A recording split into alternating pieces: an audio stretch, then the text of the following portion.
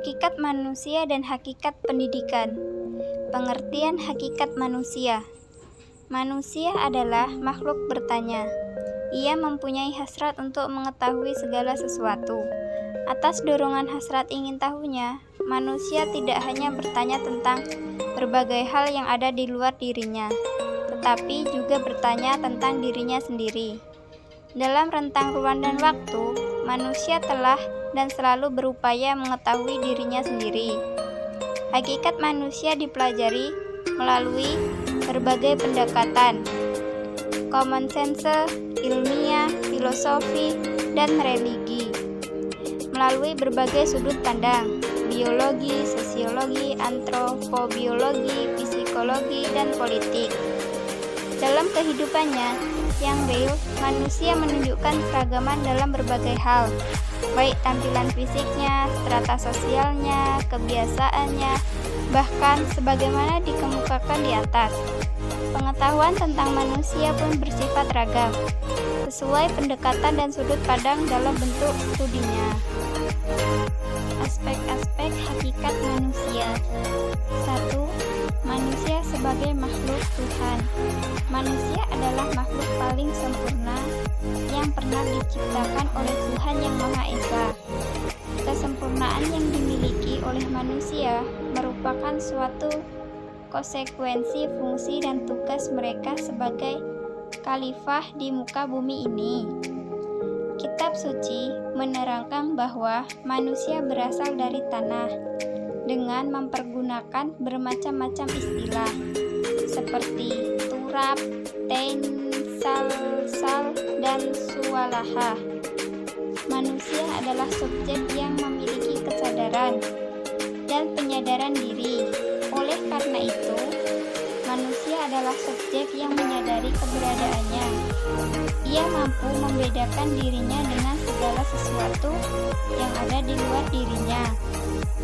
Selain itu, manusia bukan saja mampu berpikir tentang dirinya dan alam sekitarnya, tetapi sekaligus sadar tentang pemikirannya.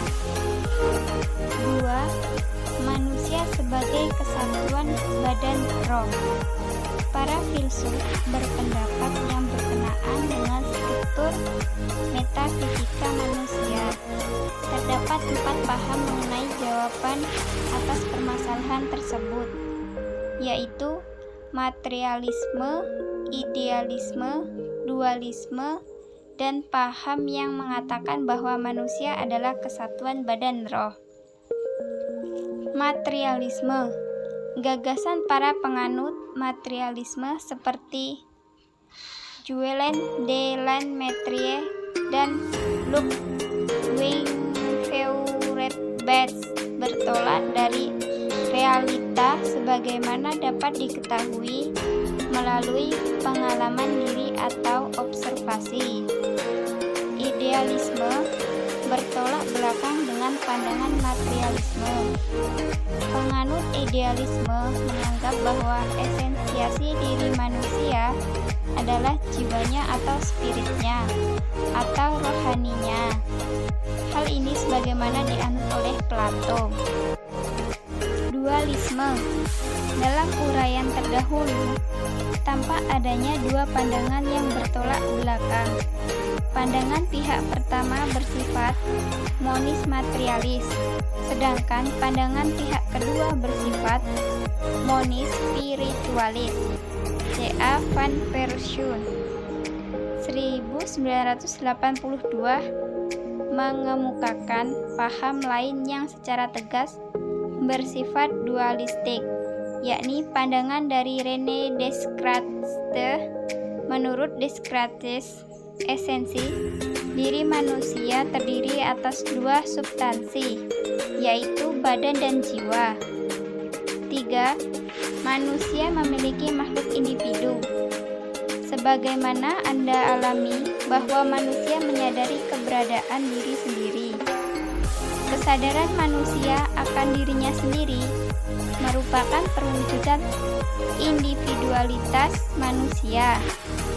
Manusia sebagai individu atau sebagai pribadi merupakan kenyataan yang paling real dalam kesadaran manusia. 4. Manusia sebagai makhluk sosial. Dalam hidup bersama dengan sesamanya, bermasyarakat, setiap individu menempati kedudukan atau status tertentu. Di samping itu, setiap individu mempunyai dunia dan tujuan hidupnya masing-masing. Mereka juga mempunyai dunia bersama dan tujuan hidup bersama dengan sesama. 5. Manusia sebagai makhluk berbudaya. Manusia memiliki inisiatif dan kreatif dalam menciptakan kebudayaan, hidup berbudaya, dan membudaya. Kebudayaan bertautan dengan kehidupan manusia sepenuhnya. Kebudayaan menyangkut sesuatu yang nampak dalam bidang eksistensi setiap manusia. Dalam keberagaman ini, manusia akan merasakan hidupnya menjadi bermakna. Tata cara hidup dalam berbagai aspek kehidupannya, jelas pula apa yang menjadi tujuan hidupnya sebagai berikut. A. Manusia adalah makhluk utama. B. Manusia adalah kemauan bebas. C. Manusia adalah makhluk yang sadar. D. Manusia adalah makhluk yang sadar diri. E. Manusia adalah makhluk kreatif. F. Manusia adalah makhluk idealis, pemuja yang ideal. G. Manusia adalah makhluk moral. H. Manusia adalah makhluk utama dalam dunia alami. Hakikat pendidikan.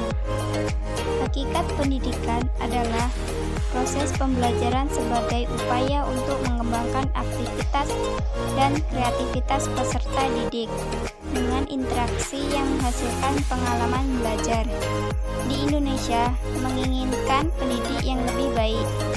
Hal inilah yang melatar belakangi terjadinya pergantian kurikulum secara terus-menerus.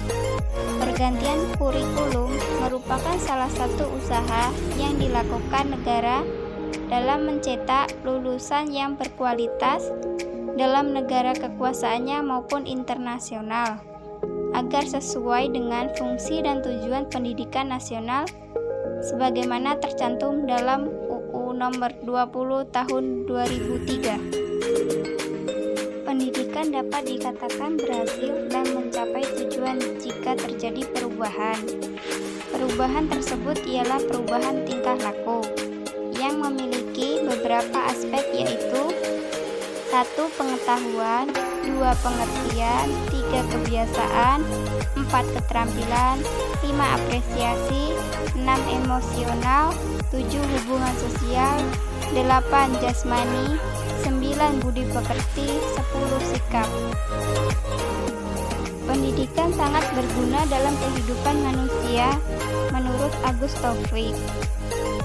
Pendidikan setidak-tidaknya memiliki ciri sebagai berikut. 1. Pendidikan merupakan proses mengembangkan kemampuan, sikap, dan bentuk-bentuk tingkah laku lainnya di dalam masyarakat dimanapun dia hidup. 2. Pendidikan merupakan proses sosial di mana seseorang dihadapkan pada pengaruh lingkungan yang terpilih dan terkontrol, khususnya yang datang dari sekolah, untuk mencapai kompetensi sosial dan pertumbuhan individual secara optimum. 3. Pendidikan merupakan proses pengembangan pribadi atau watak manusia. Secara formal, pendidikan itu dilaksanakan sejak usia dini sampai perguruan tinggi. Adapun secara hakiki, pendidikan dilakukan seumur hidup, sejak lahir hingga dewasa. Waktu kecil pun, dalam UU No. 20 Tahun 2003 tentang Sisdiknas, pendidikan anak usia dini yang notabene anak-anak kecil sudah didasari dengan pendidikan yang mengajarkan nilai-nilai moral yang baik agar dapat membentuk kepribadian dan potensi diri sesuai dengan perkembangan anak.